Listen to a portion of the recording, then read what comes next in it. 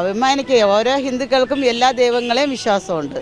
എനിക്കിപ്പോൾ എല്ലാ ദൈവങ്ങളെയും വിശ്വാസമുണ്ട്. ഹിന്ദു, ക്രിസ്ത്യൻ, മുസ്ലിം അങ്ങനെ ഒന്നുമില്ല. നമ്മൾ ഓരോരുത്തരും വിശ്വസിക്കുന്നതാണ് അതിൻ്റെ പ്രധാനം. നമ്മൾ എത്രത്തോളം ഭഗവാനെ വിളിക്കുമോ അത്രത്തോളം നമുക്ക് നന്മയുണ്ടാവുള്ളൂ, ആപത്തുകൾ ഒഴിഞ്ഞു പോകും. ഇതൊക്കെ മറ്റുള്ളവരോട് നല്ല രീതിയിൽ പെരുമാറാൻ സാധിക്കും. അതെ, നല്ല രീതിയിൽ പെരുമാറാൻ സാധിക്കും. അവർക്കും ഒന്നും വരരുതേ എന്ന് നമുക്ക് പ്രാർത്ഥിക്കാൻ കഴിയും. ഒന്നും വന്നാൽ നമുക്ക് കാണുമ്പോൾ അത് സങ്കടമല്ലേ, അത് ഒന്നും വരാതിരുന്നാൽ അത് നമുക്ക് സന്തോഷമല്ലേ. അപ്പോൾ മറ്റുള്ളവരും നമ്മളെപ്പോലെ സന്തോഷമായിട്ടിരിക്കണം എന്ന് തന്നെയാണ് പറയാനുള്ളത്. ഇതാണ് ശരാശരി ഒരു ഹിന്ദു എന്ന് പറയുന്നത്. ആ കുട്ടിക്ക് താലി വാഴില്ല, ഇങ്ങനെ മറ്റു കുഞ്ഞുങ്ങളെ വേദനിപ്പിച്ചതുകൊണ്ടെന്ന് ഒരാൾ പറഞ്ഞു. ഇങ്ങനെ ഒരു ഇതിന് ഒരു അമ്മ എന്നുള്ള രീതിയിൽ അമ്മയുടെ പ്രതികരണം എന്താ? ഞാനാണെങ്കിൽ ആ സ്ത്രീ ആ നിമിഷം അവിടുന്ന് പുറത്താക്കും. മേലാൽ ഇങ്ങനെ ഒരു സ്ഥലത്തും ചെന്ന് നിങ്ങൾക്ക് അങ്ങനെ മനസ്സിലുണ്ടെങ്കിൽ നിങ്ങളത് സ്വയം പറഞ്ഞ് ആശ്വസിച്ചോളൂ, മറ്റുള്ളവർ കേൾക്കെ പറയരുതേ എന്ന് പറയും. ഇത്തരം ഈ ഇപ്പം നമുക്കറിയാം രാമക്ഷേത്രം വരുന്നു എന്ന് പറഞ്ഞപ്പോൾ എല്ലാവർക്കും ഒരു അസൂയയാണ്, അല്ലെങ്കിൽ പ്രശ്നങ്ങളാണ്. എന്താ രാമക്ഷേത്രം അത്രയും മോശമായൊരു കാര്യമാണോ?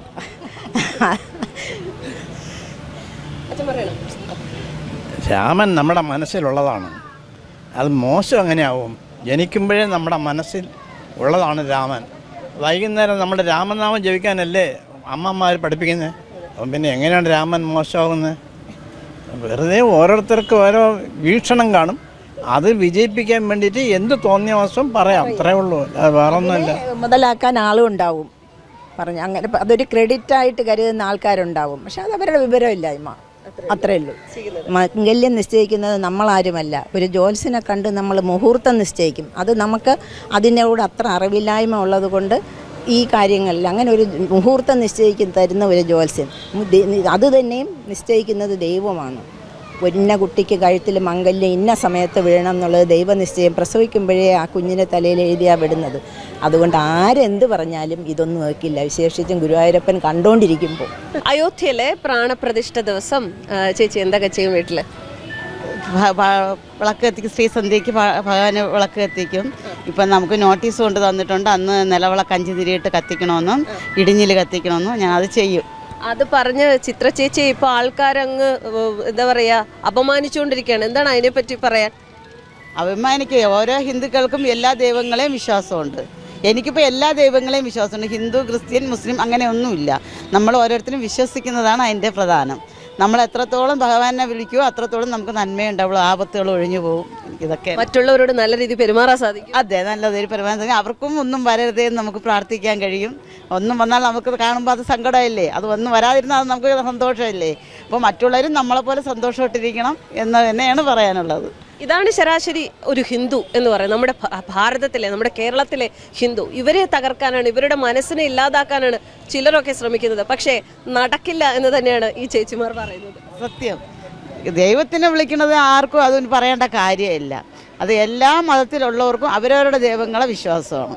അപ്പോൾ അത് തീർച്ചയായിട്ടും അമ്പലത്തിൽ വന്നാലും വന്നില്ലെങ്കിലും ശ്രീസന്ധ്യ എന്നൊരു സമയം ഉണ്ടെങ്കിൽ നമ്മളത് വിളക്ക് കത്തിക്കുകയും പ്രാർത്ഥിക്കുകയും നമ്മുടെ കുഞ്ഞുങ്ങൾക്കും ആരോഗ്യത്തിന് കൊടുക്കുകയും അവർക്ക് സംരക്ഷണം കൊടുക്കുകയും ആപത്തുകളിൽ നിന്ന് കരകയറിയൊക്കെ ചെയ്യണമെന്ന് ഭഗവാന്മാരെ വിളിച്ച് നമ്മൾ അമ്പലത്തിൽ ചെന്ന് പ്രാർത്ഥിച്ചില്ലെങ്കിലും വീട്ടിൽ ഇരുന്നാലും ഈ ഭഗവാന്റെ പടങ്ങൾ വെച്ച് തന്നെയാണ് നമ്മൾ പ്രാർത്ഥിക്കുന്നത്. ഇപ്പോൾ സുരേഷ് ഗോപി സാറിൻ്റെ മകളുടെ കല്യാണത്തിൻ്റെ ഒരു വിവാദമുണ്ട്. അപ്പോൾ പറയുന്നുണ്ട് പലരും ആ കുട്ടിക്ക് താലി വാഴില്ല എന്ന്. അവരോട് എന്താ ചേച്ചിക്ക് പറയാനുള്ളത്? എനിക്ക് നടന്നത്, അത് പറഞ്ഞപ്പോൾ എൻ്റെ ദേഹം ഒരുമാതിരി ആവുന്നു. എനിക്ക് നടന്നത് കണ്ണൻ്റെ നടയിലാണ് എൻ്റെ കല്യാണം നടന്നത്. 33 വർഷം, ഫെബ്രുവരി 18 ആകുമ്പോഴത്തേക്കാവും. ഇതുവരെയും താലി ഭാഗ്യത്തിന് ഒരു കുഴപ്പവും വന്നിട്ടില്ല. ആ മോൾ ദീർഘസുമംഗലിയായിരിക്കും. അങ്ങനെ തന്നെ ഓരോ മക്കളെയും വിവാഹം കഴിച്ച്, അത് മോനായാലും മോളായാലും. ഇപ്പോൾ എൻ്റെ ഒരു മോന് വേണ്ടിയിട്ടാണ് ഞാൻ പ്രാർത്ഥിക്കുക. എനിക്ക് 3 മക്കളാണ്.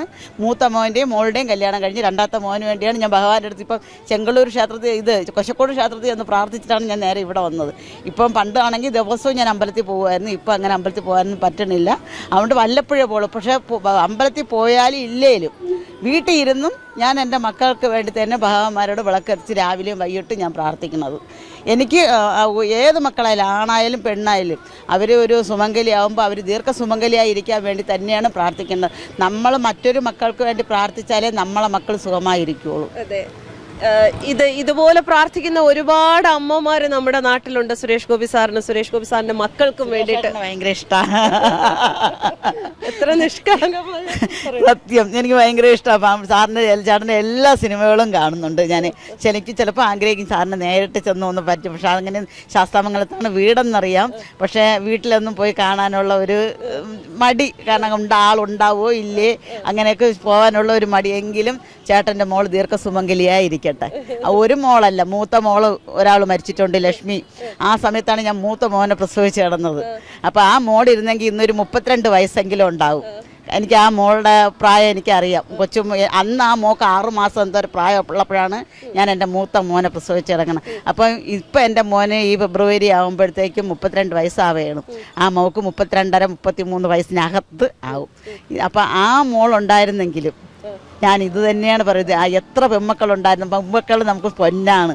പണ്ടായിരുന്നു ഇപ്പോൾ ഭ്രൂണഹത്യ അതൊക്കെ ചെയ്യണം. ഇപ്പം അങ്ങനെയല്ല, പെൺകുട്ടികൾ ആൺകുട്ടികൾ ഒപ്പം വളർന്നിട്ടുണ്ട്.